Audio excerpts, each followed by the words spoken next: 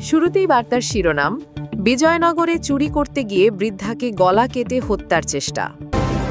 ব্রাহ্মণবাড়িয়া বার্তা সংবাদ প্রচারে অম্বিকার বৈদ্য।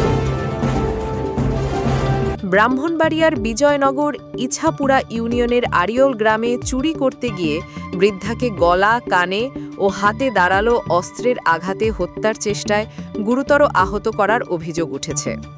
16 আগস্ট শনিবার রাতে উপজেলার ইছাপুরা ইউনিয়নের আড়িয়ল গ্রামের মৃত খলিল মিয়ার স্ত্রী সাহেরা খাতুনকে ঘরে একা পেয়ে জোর করে ঘরে ঢুকে গলায় ও কানে থাকা স্বর্ণের জিনিস নেওয়ার জন্য হামলা করলে হাত, কান, গলা কেটে গুরুতর আহত হয়। এ সময় তার শরীরে থাকা প্রায় 4 ভরি স্বর্ণ ছিনিয়ে নিয়ে পালিয়ে যায়।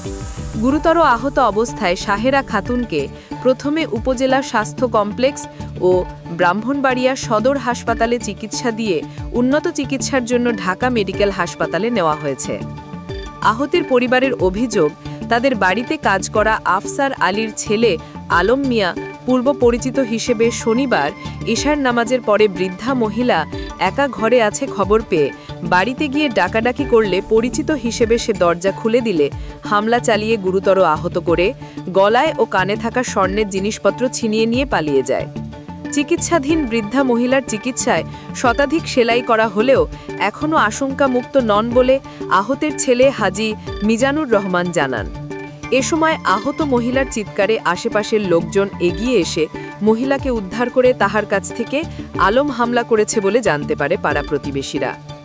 বিজয়নগর থানার অফিসার ইনচার্জ মোহাম্মদ শহীদুল ইসলাম জানান, ঘটনার খবর পেয়েছি, ভিকটিমের পরিবার থেকে অভিযোগ পেলে যথাযথ আইনগত ব্যবস্থা গ্রহণ করা হবে।